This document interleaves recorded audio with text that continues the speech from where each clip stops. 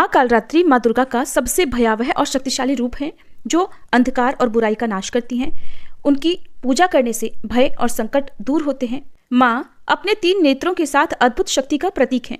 माँ कालरात्रि ने अपने बाएं हाथ में लोहे का कांटा और नीचे वाले हाथ में खड्ग धारण किया हुआ है। देवी काली का स्वरूप भले ही भयंकर हो, लेकिन वे हमेशा अपने भक्तों को शुभ फल प्रदान करती हैं, इसलिए उन्हें शुभंकरी के नाम से भी जाना जाता है। कालरात्रि माता को गुड़ का भोग, लाल वस्त्र, रात रानी के पुष्प और दीपों से की गई पूजा अत्यंत प्रिय है। माँ की पूजा करने से ब्रह्मांड की सभी सिद्धियां प्राप्त होती हैं और असुरी शक्तियां भयभीत होकर दूर भाग जाती हैं। इसके अलावा दानव, राक्षस और भूत प्रेत उनके नाम से ही भगाए जाते हैं। माँ कालरात्रि ग्रह बाधाओं, अग्नि, जल जंतु, शत्रु और रात्रि के भय को दूर करती हैं। माँ की कृपा से भक्त हर प्रकार के भय और संकट से मुक्त हो जाता है। पौराणिक कथा के अनुसार माँ कालरात्रि का जन्म तब हुआ जब दानवों का आतंक तीनों लोकों में फैल गया था। शुंभ, निशुंभ और रक्तबीज जैसे राक्षसों ने देवताओं को परेशान कर रखा था। इस संकट से त्रस्त होकर सभी देवता भगवान शिव के पास पहुंचे और उनसे सहायता की गुहार लगाई। भगवान शिव ने परिस्थिति की गंभीरता को समझते हुए अपने समीप बैठी देवी पार्वती से राक्षसों के वध का अनुरोध किया। तब देवी पार्वती ने भगवान शिव से आज्ञा ली और दैत्यों का संहार करने के लिए अपना रूप बदलकर माँ दुर्गा का तेजस्वी अवतार लिया। ये रूप अत्यंत मनोहर और शक्तिशाली था। देवी को देखकर सभी दानव अचंभित रह गए, लेकिन वे हार मानने वाले नहीं थे। फिर एक भीषण युद्ध शुरू हुआ। माँ दुर्गा ने पहले शुंभ और निशुंभ का वध किया। इसके बाद सबसे शक्तिशाली दानव रक्तबीज से युद्ध आरंभ हुआ। ये दानव ब्रह्मा जी से एक विशेष वरदान प्राप्त कर चुका था। वरदान के अनुसार जब भी उसके शरीर से रक्त की कोई भी बूंद धरती पर गिरती तो वहां पर एक और रक्तबीज उत्पन्न हो जाता, यानी जितना अधिक उसे मारा जाता उतने ही नए रक्तबीज पैदा हो जाते।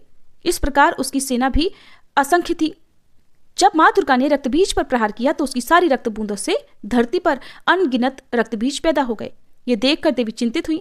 तभी उन्होंने अपने भीतर की प्रचंड शक्ति को जागृत किया और उनके दिव्य शरीर से एक अग्नि स्वरूप भयंकर और रौद्र रूप प्रकट हुआ, और जो रूप प्रकट हुआ वो था माँ कालरात्रि। माँ कालरात्रि ने युद्ध में प्रवेश करते ही अपनी प्रचंड शक्ति का प्रदर्शन किया और जैसे ही उन्होंने रक्तबीज को घायल किया, उसके शरीर से रक्त बहा। माँ कालरात्रि ने वह सारा रक्त जमीन पर गिरने से पहले ही अपने मुख में पान कर लिया, जिससे कोई नया रक्तबीज उत्पन्न ना हो सके। इस प्रकार उन्होंने आखिरकार रक्तबीज का वध करके पूरे ब्रह्मांड को उस राक्षसी शक्ति से मुक्त कर दिया। ये थी माँ कालरात्रि की कथा। सभी प्रेम से बोलिए कालरात्रि मैया की जय। अब सुनिए देवी भागवत में आज की कथा। महिषासुर देवी से कहता रहा कि मंदोदरी की एक छोटी बहन थी। उस सुंदरी कन्या का नाम इंदुमती था। जब वह सौभाग्यवती कन्या विवाह के योग्य हो गई, तब राजा चंद्रसेन ने उसके लिए स्वयंवर रचा। उस सभा मंडप में देश देशांतर के राजा उपस्थित हुए। इंदुमती ने किसी एक शक्ति संपन्न राजा के गले में हार डाल दिया और वह नरेश बड़ा ही सुंदर, कुलीन और सुशील तथा संपूर्ण शुभ लक्षणों से युक्त था। उसी समय मंदोदरी पर काम के बाण असर कर गए। वह आतुर हो उठी। इतने में किसी एक शूद्र नरेश पर उसकी दृष्टि पड़ गई और वह बड़ा दुष्ट था, किंतु उसके सर्वांग में चतुरता भरी थी। दैववश राजकुमारी के मन में वही जच गया। तब सुंदरी मंदोदरी ने अपने पिता से कहलवाया, पिताजी, आप मेरा भी विवाह कर दीजिए। आज इस स्वयंवर के अवसर पर मद्र देश के राजा को देखकर मुझे ऐसी इच्छा उत्पन्न हो गई है कि मुझे भी विवाह कर लेना चाहिए। पुत्र की ऐसी बात सुनकर राजा चंद्रसेन मन ही मन हंसे और उस कार्य की व्यवस्था में लग गए। फिर मद्र देश के राजा चारुदेशने को घर पर बुलाया और वैवाहिक विधि संपन्न करके अपनी कन्या मंदोदरी उसे सौंप दी। दहेज में बहुत सारा सामान दिया। चारुदेश ने भी उस सुंदरी कन्या को पाकर अत्यंत प्रसन्न होकर अपने घर चला गया। रानी सहित राजा चंद्रसेन के मन की जलन भी शांत हो गई। चारुदेश ने राजाओं में भी सुप्रसिद्ध था। कामिनी मंदोदरी के साथ बहुत दिनों तक उसने आनंद किया, लेकिन वह दुष्चरित्र था। उसके अति निंदनीय आचरण मंदोदरी ने स्वयं देख लिए। तब तो उसका मन खेद से भर गया। उसने सोचा, पूर्व काल में स्वयंवर के अवसर पर जब इस शठ नरेश को मैंने देखा था, तब इसके स्वभाव से मैं अनजान थी। मैंने तो मोह के कारण ये बड़ा अनर्थ कर डाला। इस धूर्त नरेश ने तो मुझे ही ठग लिया। अब मैं क्या करूं? केवल दुख ही मेरे हाथ लगा। ये चारुदेश ने अत्यंत निर्लज, निर्दयी और धूर्त है। ऐसे पति के प्रति प्रेम भला कैसे हो सकता है? आज मेरे इस जीवन को धिक्कार है। आज तक मैं संसारिक सुख से भी रक्त थी। अब जो नहीं करना चाहिए था वो कार्य मैंने कर डाला है और उसी के परिणाम स्वरूप मुझे ये दुख भोगना पड़ रहा है। ऐसे में अगर मैं अपने प्राण त्याग देती हूँ तो ये बड़ी दुस्सह आत्महत्या हो जाएगी, और अगर तत्काल अपने पिता के यहाँ चले जाऊं तो वहां भी सुख मिलना असंभव ही है। क्योंकि सखियों के लिए मैं उपहास की सामग्री बन जाऊंगी, इसमें कोई संशय भी नहीं। इसलिए विरक्त होकर यहीं रहना मेरे लिए परम कर्तव्य है। समय बलवान है, उसके प्रभाव से पुनः काम संबंधी सुख का परित्याग आवश्यक हो गया। महिषासुर देवी से बता रहा था कि इस प्रकार सोच समझकर वह नारी मंदोदरी दुराचारी पति के घर पर ही रह गई। उसका प्रत्येक क्षण शोक और संताप से व्यतीत होने लगा। सांसारिक सुख उसके लिए नहीं के बराबर हो गया। अतएव कल्याणी, तुम भी इस समय मुझ नरेश का अनादर करके फिर कामातुर होकर किसी अन्य मूर्ख निंद पुरुष की सेवा में रहना चाहती हो?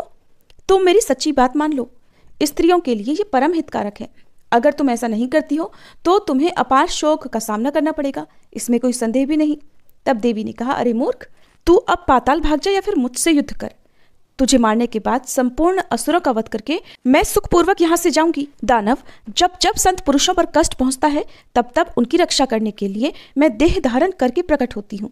दैत्य, तो निश्चय समझ, मैं अरूपा और अजन्मा हूँ, फिर भी देवताओं की रक्षा करने के लिए रूप और जन्म धारण करना स्वीकार कर लेती हूँ। महिषासुर, मेरी वाणी अमोघ है, तू इस पर ध्यान दे।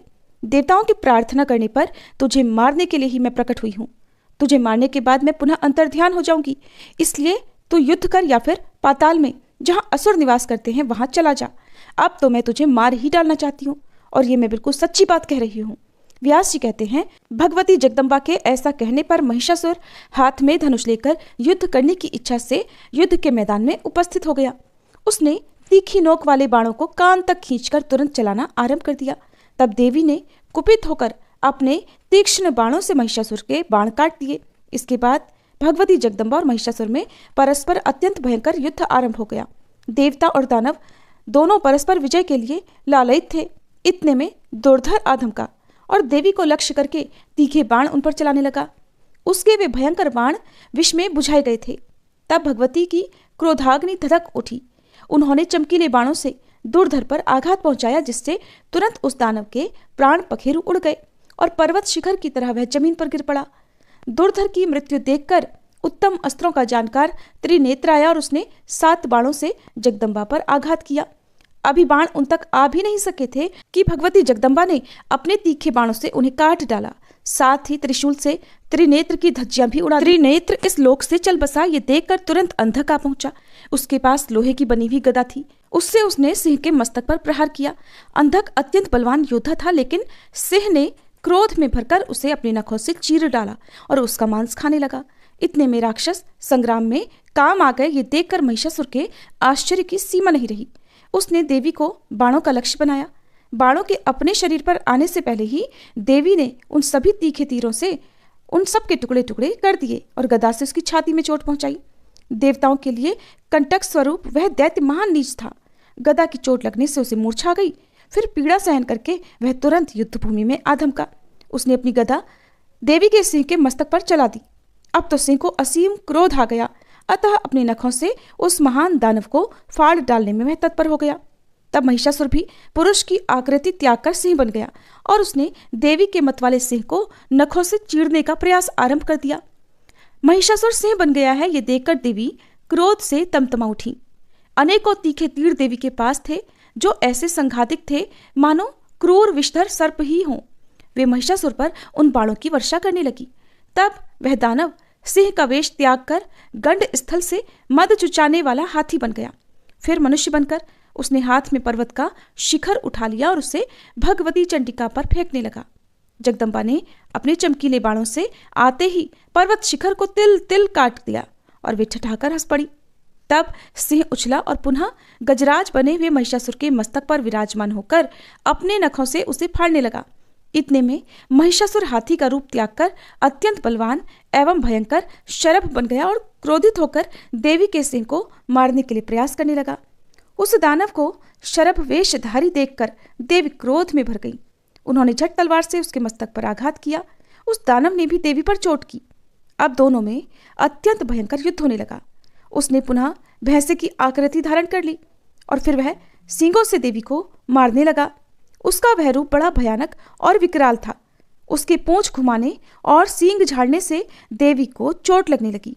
वह दुरात्मा बड़ी प्रसन्नता के साथ हंसता हुआ पूंछ और सींगों के सहारे बलपूर्वक पत्थरों को घुमा घुमा कर फेंक रहा था। बल के अभिमान में चूर रहने वाले उस असुर ने कहा, देवी अब तुम सम्रांगण में डट जाओ। रूप एवं तारुण्य से शोभा पाने वाली तुम्हें आज मैं अवश्य ही मार डालूंगा। तुम्हारी बुद्धि मारी गई है, इसी से तो मदोन्मत्त होकर तुम इस समय मेरे साथ युद्ध कर रही हो। अत्यंत मोह में पड़ जाने से तुम्हारा सारा बल बिल्कुल व्यर्थ जा रहा है, और तुम्हें मारने के बाद मैं उन देवताओं के भी प्राण हर लूंगा जो कपट से अपनी प्रतिष्ठा जमाए हुए हैं, और तुम नारी को अगुआ बनाकर जिन धूर्तों को विजय पाने की लालसा लगी हुई है। तब देवी भी बोली, मूर्ख, व्यर्थ अभिमान मत कर, सम्रांगण में ठहर जा, मैं तुझे मारकर श्रेष्ठ देवताओं को निर्भय बनाऊंगी। तब व्यास जी कहते हैं कि इस प्रकार कहकर भगवती चंडिका उसी क्षण त्रिशूल उठाकर महिषासुर पर झपटी। उनके इस प्रयास से देवताओं में अपार हर्ष छा गया। वे प्रसन्नता से भरकर देवी की स्तुति करने लगे। उन्होंने पुष्प बरसाना आरंभ कर दिया। उनके मुख से बार बार विजय की घोषणा निकलने लगी। साथ ही दुंदुभियां बज उठी। उस समय ऋषि, गंधर्व, पिशाच, नाग, चारण और किन्नरगण आकाश में ठहरकर युद्ध देख रहे थे। उनके मन में बड़ा आनंद हो रहा था। महिषासुर कपट विद्या का बड़ा अच्छा जानकार था। वह अनेक मायामय शरीर धारण करके सम्रांगण में भगवती जगदम्बा पर चोट कर रहा था। तब चंडिका ने उस दुरात्मा की छाती पर बलपूर्वक तीखे त्रिशूल से आघात किया। उस समय देवी की आंखें क्रोध से लाल हो उठी थी। चोट लगने पर महिषासुर भूमि पर गिर पड़ा। एक मुहूर्त तक उसकी चेतना लुप्त सी रही, लेकिन फिर वह उठ खड़ा हुआ और पैरों से वेगपूर्वक देवी पर प्रहार करने लगा। पैरों से मारने के बाद बार बार ठाका मारकर वो हंसता भी था। उसके मुख से भयंकर गर्जना निकल रही थी, जिसे सुनकर देवताओं के हृदय में आतंक छा जाता था। इसके बाद भगवती जगदम्बा ने हजारों अरों वाला श्रेष्ठ चक्र हाथ में उठा लिया। महिषासुर सामने खड़ा था। देवी बड़े ऊंचे स्वर से गरजकर उससे कहने लगी, अरे मदांध, इस चक्र को देख, तेरे मस्तक को ये धड़ से अलग कर देगा। अभी क्षण मात्र में तुझे ठहरना है, फिर तो यमलोक जाने की तैयारी है ही। ऐसा कहकर भगवती चंडिका ने उस युद्ध स्थली में भयंकर चक्र चला दिया। उस चक्र के लगते ही महिषासुर का मस्तक धड़ से अलग हो गया। उस समय उसके कंठ की नली से इस प्रकार गर्म खून की धारा बहने लगी, मानो गेरू आदि धातुओं से युक्त लाल पानी का झरना बड़ी तेजी के साथ पर्वत से नीचे गिर रहा हो। मस्तक कट जाने पर महिषासुर का धड़ चक्कर काटकर पृथ्वी पर गिर पड़ा। देवताओं के मुख से सुख बढ़ाने वाली विजय घोषणा आरंभ हो गई। भगवती के वाहन सिंह में भी अप्रतिम बल था। युद्ध भूमि से भागने में व्यस्त जितने दानव थे, उन्हें वह इस प्रकार खाने लगा मानो उसे बड़ी भूख सता रही हो। राजन, क्रूर महिषासुर के मर जाने पर बचे हुए संपूर्ण दानव भय से संत्रस्त हो उठे। उन सब ने पाताल की राह पकड़ ली। उस दानव के चल बसने पर भूमंडल पर जितने देवता, मुनि, मानव और अन्य साधु पुरुष थे, उनके मन में अपार हर्ष हुआ। फिर भगवती चंडिका भी युद्ध भूमि से पृथक होकर एक पवित्र स्थान में जा विराजी। सुरगण को सुखी करना भगवती का स्वभाव ही है, अतः उन देवी की आराधना करने के लिए वे तुरंत वहां आ पहुंचे। व्यास जी कहते हैं, महिषासुर का निधन देखकर इंद्र प्रभृति समस्त देवताओं के मन में अपार हर्ष हुआ। वे भगवती जगदम्बा की स्तुति करने लगे। व्यास जी कहते हैं, देवताओं के मुख से स्तुति गान करने पर देवी ने मधुर स्वर में उनसे कहा, आदरणीय देवताओं, इसके अतिरिक्त भी कोई दुस्साह कार्य हो तो उसे बताओ। जब जब देवताओं के सामने कोई अत्यंत दुर्घट कार्य उपस्थित हो, तब तब उन्हें मुझे याद करना चाहिए। मैं शीघ्र ही तुम्हारा संकट दूर कर दूंगी। देवताओं ने कहा, देवी, ये महिषासुर हमारा घोर शत्रु था। आज आपके हाथों ये काल का ग्रास बन गया। इससे हमारे संपूर्ण कार्य संपन्न हो गए। जगदम्बे, अब आप अपने प्रति हमारी ऐसी अविचल भक्ति स्थापन करो, जिसके परिणाम स्वरूप हमारे द्वारा निरंतर आपके चरण कमलों का स्मरण होता रहे। केवल माता ही ऐसी हैं जो हजारों अपराधों को सदा सहा करती हैं। इस बात को जानकर मनुष्य आप जगन माता की उपासना क्यों नहीं करते? इस देह रूपी वृक्ष पर 2 पक्षी विराजमान हैं। इनमें निरंतर सख्य भाव वर्तमान रहता है। तीसरा कोई सखा नहीं है जो अपराध क्षमा कर सके। अतः अपने परम सखा रूप आप परमेश्वरी को छोड़कर जीव किसकी कृपा से कल्याण प्राप्त कर सकेगा? देवताओं अथवा मानवों में भी वह प्राणी पापात्मा, मंदभागी और अधम है जो अत्यंत दुर्लभ देह पाकर भी आपके भजन स्मरण से विमुख है। मन, वचन और कर्म से बार बार दोहराकर हम ये सत्य कह रहे हैं, देवी, सुख अथवा दुख प्रत्येक परिस्थिति में आप ही हमारे लिए अद्भुत शरण हो। आप अपने संपूर्ण आयुधों द्वारा हमारी निरंतर रक्षा करो। आपके चरण कमल की रज को छोड़कर हमारे लिए और कोई शरण नहीं है। व्यास जी कहते हैं, इस प्रकार देवताओं के स्तवन करने पर भगवती जगदम्बा वहीं अंतर ध्यान हो गई और वहां से पधार गई। ये देखकर देवता असीम आश्चर्य में पड़ गए। व्यास जी कहते हैं, राजन सुनो, अब देवी का उत्तम चरित्र कहता हूँ। ये कथा संपूर्ण प्राणियों को सुख देने वाली तथा समस्त पापों का नाश करने वाली है। शुंभ और निशुंभ ये दो भाई बड़े बलवान राक्षस थे। किसी भी पुरुष के द्वारा इन शूरवीरों की मृत्यु संभव नहीं थी। इनके पास बहुत से सैनिक थे। देवताओं को सदा दुखी बनाए रखना ही इनका मुख्य उद्देश्य था। ये बड़े दुराचारी और घमंडी थे। सारा दानव समाज इनका साथ देने को तत्पर था। भगवती के साथ इनका घमासान युद्ध हुआ और उस अवसर पर ये मार डाले गए। देवताओं का हित सोचकर अनुचरों सहित देवी ने ये कार्य संपन्न किया था। इसी युद्ध में महान भुजा वाले चंड और मुंड अत्यंत भयंकर रक्तबीज एवं धूम्रलोचन नामक राक्षस भी युद्ध के मैदान में काम आए। देवी ने उन दानवों को भी मारकर देवताओं को भीषण भय से मुक्त कर दिया। फिर वे सुरगण के द्वारा सुपूजित होकर पवित्र हिमालय पर्वत पर पधार गई। राजा जन्मेजय ने पूछा, पूर्व कालवर्ती ये कौन दानव थे? उन्हें कैसे सर्वोत्कृष्ट बल प्राप्त हुआ? किसने उनकी प्रतिष्ठा की और वे कैसे स्त्री के हाथों मारे गए? उन्होंने किसकी तपस्या की अथवा किससे वरदान पाया जिसके परिणाम स्वरूप वे इतने अपार बलशाली हो गए? और फिर वे किस प्रकार मारे गए? ये सभी प्रसंग विस्तार पूर्वक कहने की कृपा कीजिए। व्यास जी कहते हैं, राजन सुनो, देवी के चरित्र से संबंध रखने वाली ये कथा बड़ी विलक्षण है। इसके सुनने से संपूर्ण पाप नष्ट हो जाते हैं। ये मंगलमयी कथा धर्म, अर्थ, काम, मोक्ष समस्त फलों को देने वाली है। प्राचीन समय की बात है, शुंभ और निशुंभ नाम से विख्यात दो दानव पाताल से भूमंडल पर आए। वे दोनों सगे भाई थे। उनकी आकृति देखने लायक थी। पूर्ण वयस्क होने पर उन्होंने घोर तपस्या आरंभ की। परम पावन पुष्कर तीर्थ में जाकर अन्न और जल का परित्याग करके वे कठोर तप करने लगे। योग साधन में तत्पर रहने वाले शुंभ और निशुंभ की वह तपस्या लगातार 10,000 वर्षों तक चलती रही। वे एक आसन पर बैठकर सर्वोत्कृष्ट तप में संलग्न हो गए। अंत में लोक पितामह भगवान ब्रह्मा जी उन पर संतुष्ट होकर हंस पर सवार होकर वहां पधारे। देखा वे दोनों दानव भ्राता ध्यान लगाए बैठे हैं। तब ब्रह्मा जी ने कहा, महाभागो उठो, तुम्हारी तपस्या से मैं परम संतुष्ट हूं। तुम्हें जो अभीष्ट हो अथवा तुम जो भी वर चाहते हो उसे व्यक्त करो, मैं उसे देने के लिए तैयार हूं। तुम्हारे तप का प्रभाव देखकर तुम्हारी अभिलाषा पूर्ण करने के विचार से ही मेरा यहाँ आगमन हुआ है। व्यास जी कहते हैं, ब्रह्मा जी की ऐसी बातें सुनकर शुंभ और निशुंभ का ध्यान टूट गया। वे सजग हो गए। प्रदक्षिणा करके उन्होंने ब्रह्मा जी के चरणों में मस्तक झुकाया और वे दंड की भांति सामने पड़ गए। उनके शरीर कठोर तप के कारण अत्यंत दुर्बल हो गए थे। दीन होकर गदगद वाणी में वे ब्रह्मा जी से मधुर वचन कहने लगे, देव देव दया सिंधो, हे ब्रह्मन, आप भक्तजनों को अभय कर देते हैं। विभो, अगर आप प्रसन्न हैं तो हमें अमर बनाने की कृपा करें। संसार में मरण के सिवा दूसरा कोई भी भय हमें नहीं है। केवल इसी भय से दुखी होकर हम आपकी शरण में आए हैं। आप देवताओं के अधिष्ठाता, जगत के रचयिता और क्षमा के भंडार हैं। विश्वात्मन, हमारी रक्षा अब आप पर निर्भर है। आप हमारे मरण जन्म के भय को कृपया दूर करने की कृपा करें। तब ब्रह्मा जी कहने लगे कि तुम कैसी असंभव बात के लिए प्रार्थना कर रहे हो? त्रिलोकी में कोई भी किसी की भी इस मांग को पूरा नहीं कर सकता। ये तो सर्वथा अदेय है। जन्म लेने वाले की मृत्यु और मरने वाले की उत्पत्ति ये बिल्कुल निश्चित है। जगन नियता प्रभु ने सदा से ही जगत में ये मर्यादा स्थापित कर रखी है। सभी प्राणी सर्वथा मरणशील है, इसमें कोई संशय नहीं। इसलिए तुम कोई दूसरा वर मांगो, मैं उसे पूरा कर सकता हूँ। व्यास जी कहते हैं, ब्रह्मा जी के वचन सुनकर शुंभ और निशुंभ कुछ क्षण तक विचार में पड़े रहे। इसके बाद वे सामने खड़े होकर नम्रता पूर्वक बोले, कृपा सिंधो, देवता, मानव, मृग और पक्षी किसी भी पुरुष के द्वारा हमारी मृत्यु न हो, यही हमें अभीष्ट है। इसे ही पूर्ण करने की कृपा करें। किसी स्त्री में तो ऐसी शक्ति हो ही नहीं सकती जो हमें मार सके। चराचर त्रिलोकी में किसी भी स्त्री का हमें किंचन मात्र भी भय नहीं। ब्रह्मा जी, हम दोनों भाइयों को पुरुष मात्र के अवध्य होने का वर मिलना चाहिए। स्त्री से हमें कोई डर नहीं, क्योंकि वो तो स्वाभाविक ही अबला होती है।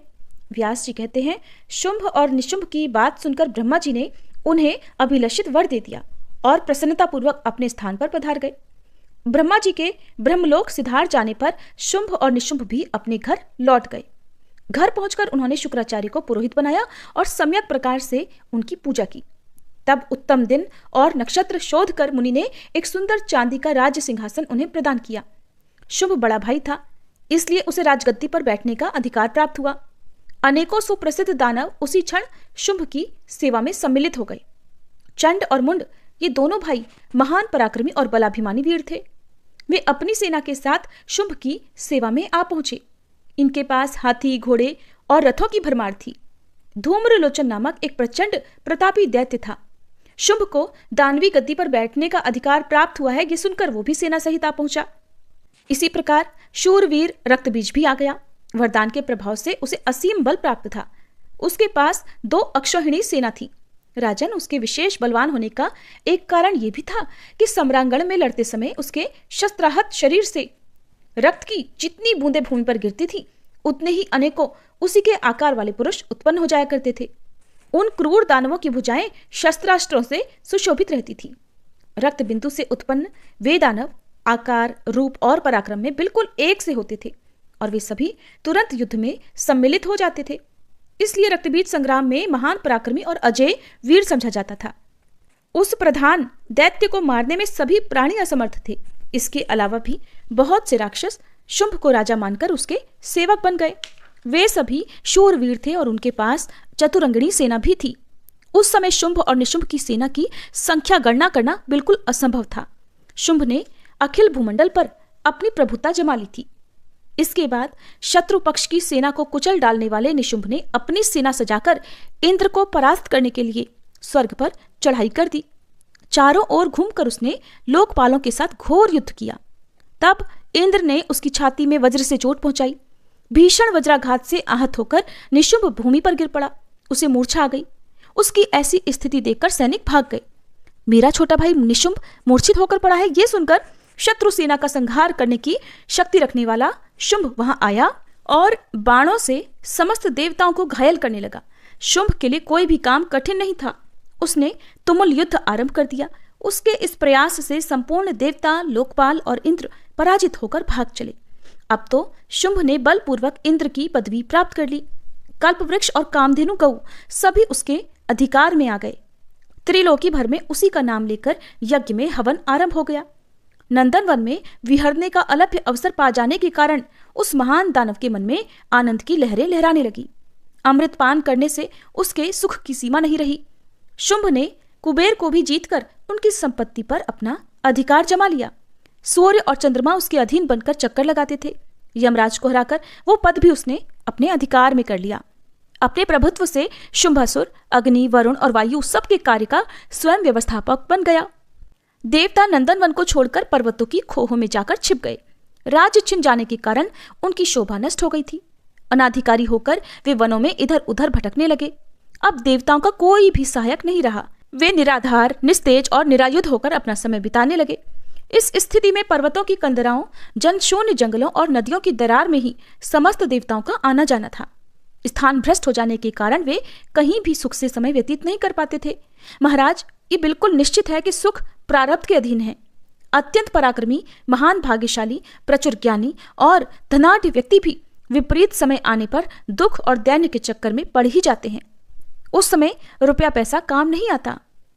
महाराज, काल की करामात बड़ी ही अद्भुत है। उसके प्रभाव से राज्य का अधिकारी व्यक्ति भी भिक्षुक बन जाता है। दाता को भिखमंगा, बलवान को निर्बल, पंडित को अज्ञानी और शूरवीर को अत्यंत कातर बना देने का श्रेय एकमात्र प्रारब्ध को ही है। 100 अश्वमेध यज्ञ करने के बाद इंद्र को स्वर्ग का सर्वोत्कृष्ट अधिकार प्राप्त हुआ था। फिर उन्हें असीम कष्ट भी भोगने पड़े। ये सब काल की ही तो अद्भुत करामात थी। काल की कुचेष्टा में किसी प्रकार का आश्चर्य नहीं करना चाहिए। व्यास जी कहते हैं, राजन, संपूर्ण देवता परास्त होकर भाग गए। स्वर्ग पर शुंभ का शासन प्रतिष्ठित हो गया। पूरे 1000 वर्ष तक शुंभ राज्य करता रहा। इधर राज्य से भ्रष्ट हो जाने के कारण देवता अत्यंत चिंतित थे। उनके दुख का कोई पार ही नहीं था। उन्होंने तब बृहस्पति जी के पास जाकर उनसे पूछा, गुरु, अब क्या करना चाहिए, बताने की कृपा करें। महाभाग, आप सर्वज्ञ एवं मुनियों के सिरमौर हैं। इस संकट को दूर करने के लिए उपाय करना आवश्यक है।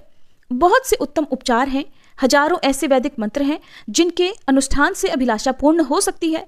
सूत्रों ने इसका स्पष्टीकरण भी किया है। संपूर्ण कामनाओं को पूर्ण करने वाले तरह तरह के यज्ञ भी बताए गए हैं। मुने, आप उन्हीं उपायों को काम में लेने की कृपा करें। उनकी सभी विधियां तो आपको पता ही है। वेद में शत्रु का नाश करने के लिए जो जैसी विधि बतलाई गई है, अब आप उसी का समुचित रूप से अनुष्ठान करें, जिससे हमारे संकट टल जाएं। बृहस्पति जी, इस अवसर पर आपका परम कर्तव्य है कि आप दानवों का उच्छेद करने के लिए अपनी बुद्धि के अनुसार यत्न करने में तत्पर हो जाएं। प्रिय श्रोताओं, इसके बाद बृहस्पति जी ने देवताओं से जो कुछ भी कहा उसका वृतांत आप सभी कल के अध्याय में जरूर सुनिएगा। सभी प्रेम से बोलिए माँ जगदम्बे भवानी की जय। अब सुनिए माँ दुर्गा की आरती। जय अम्बे गौरी मैया जय श्यामा गौरी, तुमको निश दिन ध्यावत, मैया जी को सब दिन मनावत, हरि ब्रह्मा शिवरी। जय अम्बे गौरी मांग सिंदूर विराजत, टीको मृग मद को मैया टीको मृग मद को, उज्ज्वल से दो नैना निर्मल से दो नैना, चंद्र वदननी को। जय अम्बे गौरी कनक समान कलेवर, रक्तांबर राजे मैया रक्तांबर राजे, रक्त पुष्प गलमाला लाल पुष्प गलमाला, कंठन पर साजे। जय अम्बे गौरी के हरिवाहन राजत, खड्ग खपरधारी मैया खड्ग खपरधारी, सुर नर मुनि जन सेवत, सुर नर मुनि जन सेवत, तिनके दुख हारी। जय अम्बे गौरी कानन कुंडल शोभित, नासाग्रे मोती मैया नासाग्रे मोती, कोटिक चंद्र दिवाकर कोटिक चंद्र दिवाकर, राजत समज्योति। जय अम्बे गौरी शुंभ निशुंभ विदारे, महिषासुर घाती मैया महिषासुर घाती, धूम्र विलोचन नैना मधुर विलोचन नैना, निश दिन मदमाती। जय अम्बे गौरी चंड मुंड संहारे, शोणित बीज हरे मैया शोणित बीज हरे, मधु कैटभ दो मारे मधु कैटभ दो मारे, सुर भयहीन करे। जय अम्बे गौरी ब्रह्माणी रुद्राणी, तुम कमला रानी मैया तुम कमला रानी, आगम निगम बखानी तुम शिव पट रानी। जय अम्बे गौरी 64 योगिनी मंगल गावत, नृत्य करत भैरू मैया नृत्य करत भैरू, बाजत ताल मृदंगा बाजत ढोल मृदंगा, अरु बाजत डमरू। जय अम्बे गौरी तुम ही जग की माता, तुम ही हो भरता मैया तुम ही हो भरता, भक्तन की दुख हरता भक्तन की दुख हरता, सुख संपत्ति करता। जय अम्बे गौरी भुजाचार अति शोभित, वर मुद्राधारी मैया वर मुद्राधारी, मन वांछित फल पावत मन इच्छा फल पावत, सेवत नर नारी। जय अम्बे गौरी कंचन थाल विराजत, अगर कपूर बाती मैया अगर कपूर बाती, श्रीमाल के तुम्हें राजत श्रीमाल के तुम्हें राजत, कोटि रतन ज्योति। जय अम्बे गौरी श्री अम्बे जी की आरती, जो कोई नर गावे मैया जो कोई नर गावे, कहते शिवानंद स्वामी रटत भोलानंद स्वामी, सुख संपत्ति पावे। जय अम्बे गौरी जय अम्बे गौरी मैया जय श्यामा गौरी, तुमको निश दिन ध्यावत, मैया जी को सब दिन मनावत, हरि ब्रह्मा